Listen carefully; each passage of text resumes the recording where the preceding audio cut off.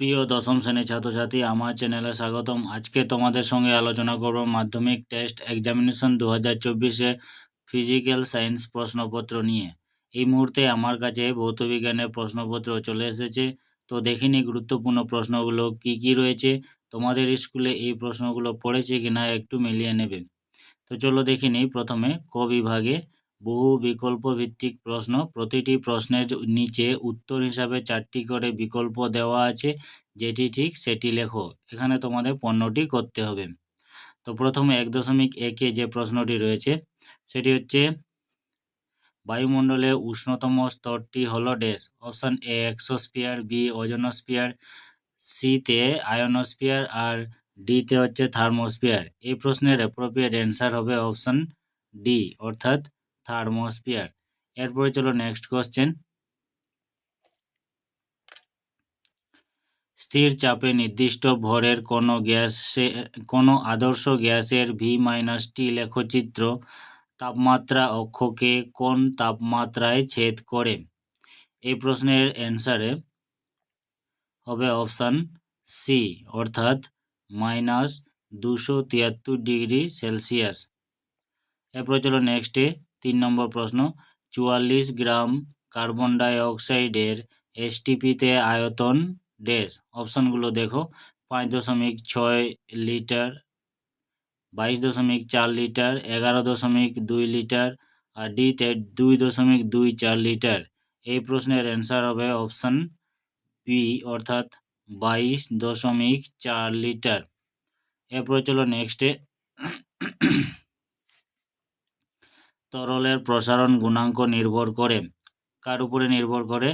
Option এতে তরলের প্রকৃতি ও পাত্রের উপাদানের উপরে, বিতে তরলের পরিমাণের উপর, সিতে পাত্রের আকারের উপর আর ডিতে সবকটি। এই প্রশ্নের অ্যান্সার হবে অপশান এ অর্থাৎ তরলের প্রকৃতি ও পাত্রের উপাদানের উপর। এরপরে চলো নেক্সট কোশ্চেন। অবতল দর্পণের ফোকাস দূরত্ব 15 সেন্টিমিটার হলে বক্রতা ব্যাসার্ধ হবে। এই প্রশ্নের অপশানগুলো দেখো 7.5 সেন্টিমিটার, বিতে 30 সেন্টিমিটার, সিতে 3.33 সেন্টিমিটার আর ডিতে 15 সেন্টিমিটার। এই প্রশ্নের অ্যান্সার হবে অপশান বি অর্থাৎ 30 সেন্টিমিটার। এরপরে চলো নেক্সটে। 1.6 আলোর প্রতিসরণে অপরিবর্তিত থাকে। কি অপরিবর্তিত থাকে? অপশানগুলো দেখো আলোর গতিবেগ, বিতে তরঙ্গ দৈর্ঘ্য, সিতে কম্পাঙ্ক, ডিতে কোনোটিও নয়। এই প্রশ্নের অ্যান্সার হবে অপশান সি অর্থাৎ কম্পাঙ্ক। এরপর চলো নেক্সটে। নিচের কোনটি অহমীয় পরিবাহী? অপশানগুলো দেখো সিলিকন, বিতে লোহা, সিতে অ্যালুমিনিয়াম, ডিতে হচ্ছে কপার। এই প্রশ্নের অ্যান্সার হবে অপশান এ অর্থাৎ সিলিকন। এরপরে চলো নেক্সটে। কোনো নির্দিষ্ট পরিবাহীর প্রবাহ মাত্রা দ্বিগুণ এবং একই সঙ্গে সময় দ্বিগুণ করা হলে পরিবাহীতে উৎপন্ন তাপ কত হবে? অপশান এতে 4 গুণ, অপশান বিতে 8 গুণ, অপশান সিতে দ্বিগুণ আর অপশান ডিতে অপরিবর্তিত থাকবে। এই প্রশ্নের অ্যান্সার হবে অপশান বি অর্থাৎ 8 গুণ। এরপরে চলো নেক্সটে। নিউক্লিয় রিঅ্যাক্টরে জ্বালানি হিসাবে ব্যবহার করা হয়। অপশান সীসা, বিতে ইউরেনিয়াম, সিতে রেডিয়াম আর ডিতে রেডন। এই প্রশ্নের অ্যান্সার হবে অপশান বি অর্থাৎ ইউরেনিয়াম। এরপরে চলো নেক্সটে। গ্যালভেনাইজেশনের কাজে যে ধাতু লাগে তা হলো। অপশানগুলো দেখো AFE, BCU, সিতে ZN আর ডিতে হচ্ছে AL। এই প্রশ্নের অ্যান্সার হবে অপশান সি অর্থাৎ ZN জিঙ্ক বা দস্তা। এরপর চলো নেক্সটে। নিচের যে মৌলের অণুর মধ্যে দ্বিবন্ধন থাকে সেটি হলো। অপশানগুলো দেখো Cl2, বিতে Br2, সিতে N2 আর ডিতে O2। এই প্রশ্নের অ্যান্সার হবে অপশান ডি অর্থাৎ O2 অর্থাৎ অক্সিজেন। এরপরে চলো নেক্সটে। অ্যানোড মাড়ে অশুদ্ধি হিসাবে কোন ধাতুটি থাকে না? অপশানগুলো দেখো পিটি, বিতে পিডি আর সিতে এজি আর ডিতে হচ্ছে AU। এই প্রশ্নের অ্যাপ্রোপ্রিয়েট অ্যান্সার হবে পিডি অর্থাৎ প্যালাডিয়াম। এরপর নেক্সট কোশ্চেন। আর্দ্র H2S কে শুষ্ক করার জন্য ব্যবহার করা হয়। কোনটা ব্যবহার করা হয়? অপশান এ ঘন H2SO4, বি লঘু H2SO4, সি P2O5 আর ডি কোনোটিও নয়। এই প্রশ্নের অ্যান্সার হবে অপশান সি, অর্থাৎ P2O5 ফসফরাস পেন্টাঅক্সাইড। এরপরে চলো নেক্সটে, কোনটি অতি সক্রিয় ধাতু? অপশান এতে কে potassium, B Ag, C Fe আর ডি হচ্ছে Cu। এই প্রশ্নের অ্যান্সার হবে অপশান এ, অর্থাৎ কে। এরপর চলো নেক্সটে, মিথেন অণুর গঠন হলো কোনটি? এ অপশান এতে সমতলীয়, বিতে পিরামিড আকৃতি, সিতে চতুস্থলকীয় আর ডিতে হচ্ছে ঘনাকার। এই প্রশ্নের অ্যান্সার হবে অপশান সি, অর্থাৎ চতুস্থলকীয়। এরপরে চলো নেক্সটে, অতি সংক্ষিপ্ত 21টি প্রশ্নের উত্তর দাও। বিকল্প প্রশ্নগুলোও দেওয়া আছে, তোমাদের এখান থেকে 21টি প্রশ্ন করতে হবে। প্রথমে দেখো, বায়ুমণ্ডলের শীতলতম স্তর কোনটি? এই প্রশ্নের অ্যান্সার হবে বায়ুমণ্ডলের শীতলতম স্তর হচ্ছে মেসোস্ফিয়ার। এরপর চলো নেক্সটে, অথবা জৈব গ্যাসের মূল উপাদান কি? জৈব গ্যাসের মূল উপাদান হচ্ছে মিথেন। এরপরে 2.2 মিথেন হাইড্রেট এর সংকেত কি? মিথেন হাইড্রেট এর সংকেত হচ্ছে 4CH423H2O, যেটাকে আমরা ফায়ার আইস বলছি। এরপরে 2.3 এসআইতে সার্বজনীন গ্যাস ধ্রুবকের মান কত?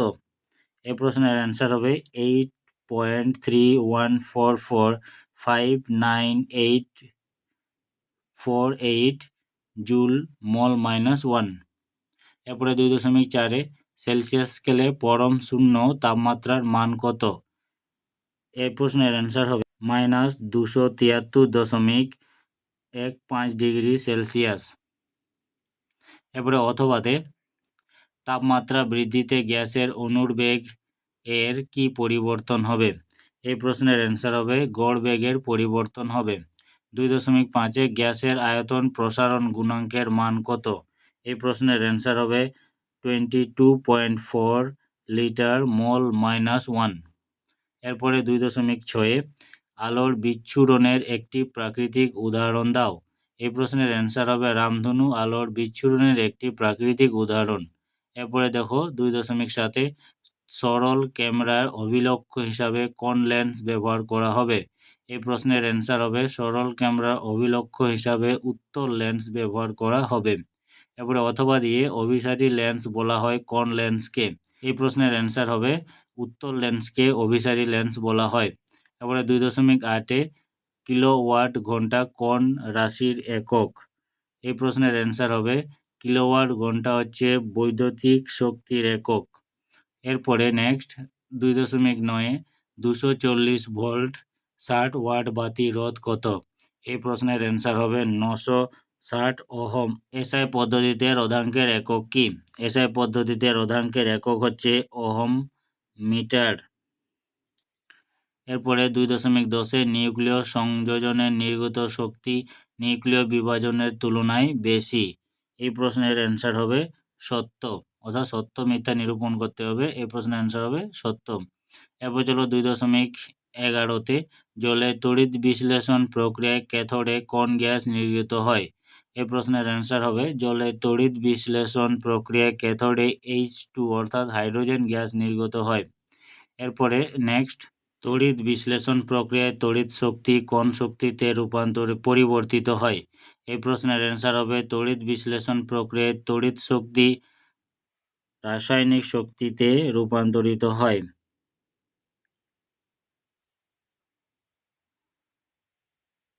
2.12 তড়িৎ বিশ্লেষণ প্রক্রিয়ায় কি প্রকারের তড়িৎ প্রবাহ ব্যবহার করা হয়? এই প্রশ্নের অ্যান্সার হবে তড়িৎ বিশ্লেষণ প্রক্রিয়ায় সমপ্রবাহ অর্থাৎ ডিসি প্রকারে তড়িৎ প্রবাহ ব্যবহার করা হয়। এরপরে নেক্সট 2.13 সবথেকে বেশি আয়নীভবন শক্তি সম্পন্ন মৌলটির নাম লেখো। এর অ্যান্সার হবে হাইড্রোজেন। হাইড্রোজেন সবথেকে বেশি আয়নীভবন শক্তি সম্পন্ন মৌল। এবারে 2.14তে পর্যায় সারণী অসম্পূর্ণ পর্যায় কোনটি? পর্যায় সারণীর অসম্পূর্ণ পর্যায় হচ্ছে সপ্তম পর্যায়। অথবা দেখো একটি সন্ধিগত মৌলের উদাহরণ দাও।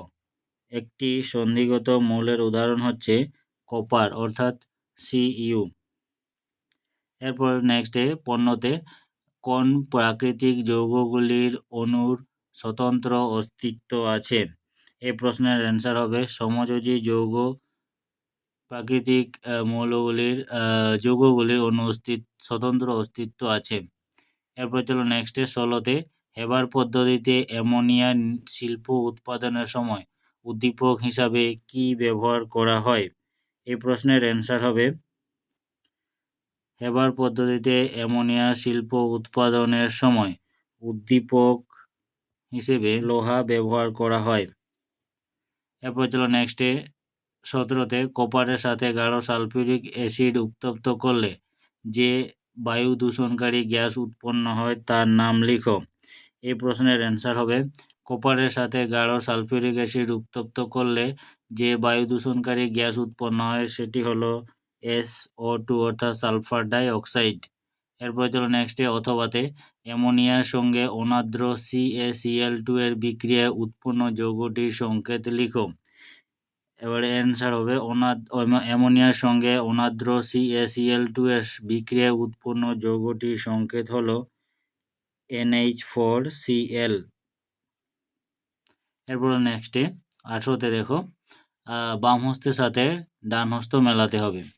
ডান হস্তে আছে দেখো কি কি, স্টিলে উপস্থিত অধাতু, 2-এ থার্মিট পদ্ধতি, 3-এ পলিথিন আর 4-এ হচ্ছে LPG। এটার সাথে কোনটা মিল আছে বাম হস্তে ডান হস্তের কোনটা মিল আছে? Butane, carbon, aluminium, ethylene. প্রথমে দেখো স্টিলে উপস্থিত অধাতু হচ্ছে কার্বন, 2-এ থার্মিট পদ্ধতি অ্যালুমিনিয়াম, 3-এ পলিথিন তো ইথিলিন আর LPG থাকে বিউটেন। এরপরে নেক্সটে দেখো এগুলো 2 নম্বরের প্রশ্ন। নিজের প্রশ্নগুলো উত্তর দাও। বিকল্পীয় প্রশ্নগুলি লক্ষণীয় আছে। 3.1-এ স্থিতিশীল উন্নয়ন বলতে কি বোঝায়? 2-এ 30 ডিগ্রি সেলসিয়াস উষ্ণতা এবং 108 সেন্টিমিটার পারস্তম্ভ চাপে একটি গ্যাসের আয়তন 256 সিসি। STPতে ওই গ্যাসের আয়তন কত হবে? এরপর নেক্সটে অথবা এতে গ্যাসের অণুগুলির গতিশীলতা সম্পর্কে 2টি যুক্তি দাও। আর 3 নম্বরে আছে মায়োপিয়া বলতে কি বোঝো? উহার প্রতিকারের উপায় কি? অথবা ওখানে গাড়ির হেডলাইটে কি ধরনের দর্পণ ব্যবহার করা হয় এবং কেন? এবারে 4 নম্বরে শর্ট সার্কিট কি, কিভাবে এর থেকে রক্ষা পাওয়া সম্ভব? অথবাতে দেখো 4-এ রোধের শ্রেণী ও সমান্তরাল সমবায় বলতে কি বোঝো? 5-এ দেখো লুইস ডট ডায়াগ্রাম দ্বারা HCl NH3 এর গঠন দেখাও। অথবাতে দেখো NaCl কঠিন অবস্থায় তড়িৎ পরিবহন করে না কিন্তু গলিত অবস্থায় বা দ্রবীভূত অবস্থায় তড়িৎ পরিবহন করে কেন? অথবাতে দেখো তড়িৎযোজী যৌগের 2টি বৈশিষ্ট্য লেখো। 3.7-এ কপার সালফেটে জলীয় দ্রবণে লোহার দণ্ড প্রবেশ করালে কি ঘটে? সমীকরণ সহ লিখো। অথবাতে 1100 ডিগ্রি সেলসিয়াস উষ্ণতায় ক্যালসিয়াম কার্বাইডের উপর দিয়ে নাইট্রোজেন গ্যাস চালনা করলে কি কি পদার্থ উৎপন্ন হয়? উহাদের মিশ্রণকে কি বলে? 3.8-এ সমগণীয় শ্রেণী কাকে বলে? অথবাতে কার্যকরী মূলকটিকে শনাক্ত করো। Ethanol, acetone, acetic acid, methanol. 9.9-এ কার্যকরী গ্রুপ গঠিত সমাবয়বতার গঠন সংকেত সহ উদাহরণ দাও। তারপরে ঘ বিভাগ থেকে এটা 3 নম্বরের প্রশ্ন এগুলো। 4.1-এ 10 গ্রাম হাইড্রোজেন প্রস্তুত করতে 80% বিশুদ্ধতার কত গ্রাম জিঙ্ক ও সালফিউরিক অ্যাসিডে বিক্রিয়া করাতে হবে? যেখানে জিঙ্কের মান দিয়েছে 65.5। এরপরে 4.2 আদর্শ গ্যাসের সমীকরণ PV সমান nRT প্রতিষ্ঠা করো। অথবা দিয়ে আদর্শ গ্যাসগুলির আদর্শ আচরণ থেকে বিচ্যুতির কারণগুলি লেখো। পরম স্কেলে জলের স্ফুটনাঙ্কের মান কত? এরপরে 4.3-এ তাপ পরিবাহিতাঙ্কের সংজ্ঞা দাও। কঠিন পদার্থের ক্ষেত্রে তাপ পরিবাহিতাঙ্কের রাশিমালাটি লিখো। SI পদ্ধতিতে এর একক কি হবে? এরপরে চলো নেক্সটে অথবাতে তরল পদার্থের 2 রকমের প্রসারণ গুণাঙ্ক হয় কেন? তরল পদার্থে এ ধরনের প্রসারণ গুণাঙ্কের মধ্যে কোনটি নিজস্ব ধর্ম? কোন ধাতুর তাপ পরিবাহিতা সবচেয়ে বেশি? এবারে 4.4 প্রমাণ করো কাচের স্ল্যাব থেকে নির্গত আলোক রশ্মি এবং আপতিত রশ্মি পরস্পর সমান্তরাল হয়। মাধ্যমের পরম প্রতিসরাঙ্ক বলতে কী বোঝায়? 4.5 উত্তল লেন্স কিভাবে বিবর্ধক কাঁচ হিসাবে ব্যবহার করা হয় রেখাচিত্র সহ ব্যাখ্যা করো। অথবাতে আলোর বিক্ষেপণ কাকে বলে? কাঁচ ও জলের প্রতিসরাঙ্ক 2/3 এবং 3/2 হলে জল সাপেক্ষে কাচের প্রতিসরাঙ্ক কত হবে? 4.6 ফ্লেমিংয়ের বামহস্ত নিয়মটি লেখো। ডিসি মোটরের শক্তি বৃদ্ধির একটি উপায় লেখো। অথবা তড়িৎ প্রবাহে তাপীয় ফল সংক্রান্ত জুলের সূত্রগুলি লেখো। 4.7 একটি বাড়িতে 5টি 40 ওয়াট এবং 4টি এর বাতি, 4টি 60 ওয়াটের পাখা এবং 2টি 100 ওয়াটের টিভি প্রতিদিন 5 ঘন্টা করে চলে। ইউনিট প্রতি বিল 7.5 টাকা হলে ওই বাড়িতে মাসে বিদ্যুৎ বিল হিসাবে কত খরচ হবে? তাপ পরিবাহিতার একক কী? 4.8 নিউক্লিয় বিভাজন বিক্রিয়ায় ইউরেনিয়ামের নিউক্লিয়াস বিভাজন বিক্রিয়াটি সমীকরণ সহ ব্যাখ্যা করো। বিটা কণা পরমাণুর কোন অংশ থেকে নির্গত হয়? অথবা দিয়ে ভর বিচ্যুতি ও নিউক্লিয় বন্ধন শক্তি বলতে কী বোঝো? ভর শক্তি সংক্রান্ত আইনস্টাইনের সমীকরণটি লিখো। এবারে 4.9 মৌলের আয়নন বিভব বলতে কী বোঝায়? পর্যায় সারণীতে পর্যায় ও শ্রেণী বরাবর কিভাবে এটি পরিবর্তন হয়? অথবা দিয়ে এ, বি ও সি তিনটি মৌলের পারমাণবিক ক্রমাঙ্ক যথাক্রমে 11, 17 ও 18। ওখান থেকে প্রশ্নগুলো করতে হবে। মৌলগুলির মধ্যে কোনটি নিষ্ক্রিয় গ্যাস? 2 এ এবং বি কোন বন্ধনের মাধ্যমে কি যৌগ গঠন করে দেখাও। এরপরে 4.10 অ্যালুমিনিয়াম নিষ্কাশনে তড়িৎ বিশ্লেষণ পদ্ধতিতে তড়িৎ বিশ্লেষ্য হিসাবে কি ব্যবহার করা হয়? ক্যাথোড ও অ্যানোড সংঘটিত বিক্রিয়াগুলি লিখো। অথবাতে ধাতু সংকর কি? জার্মান সিলভারের উপাদানগুলির নাম লেখো। কার্বন বিজারণ পদ্ধতি দ্বারা কোন ধাতু নিষ্কাশন করা হয়? এবারে 11তে অসওয়াল্ড পদ্ধতিতে নাইট্রিক অ্যাসিডের শিল্প প্রস্তুতির নীতি ও সমীকরণ লেখো। 12তে জৈব বিশ্লেষ্য পলিমার কাকে বলে? জৈব বিশ্লেষ্য পলিমারগুলির পরিবেশ দূষণ ঘটায় না কেন? অথবা লাল বর্ণের ব্রোমিন দ্রবণের মধ্যে ইথিলিন গ্যাস চালনা করলে কি ঘটে সমীকরণ সহ লিখো। টেফলন এর মনোমারের নাম কি? তো এই ছিল আজকে গুরুত্বপূর্ণ প্রশ্ন তোমাদের ভৌতবিজ্ঞানের। তোমরা দেখে নাও এই প্রশ্নগুলো তোমাদের কাছে তোমাদের পরীক্ষাতে এসেছে কিনা। যদি এসে থাকে তাহলে খুবই উপকৃত হবে। তো আজকের মতো এটুকুই, আবার দেখা হবে নেক্সট ভিডিওতে। ভিডিও যদি ভালো লাগে তাহলে অবশ্যই লাইক করবে, কমেন্ট করে জানাবে। আমার চ্যানেলে যদি কোনো বন্ধু নতুন এসে থাকো তাহলে অবশ্যই চ্যানেলটিকে সাবস্ক্রাইব করে দেবে এবং ডেসক্রিপশনে দেওয়া বেল আইকনটি প্রেস করবে। আজকের মতো এটুকুই, ধন্যবাদ।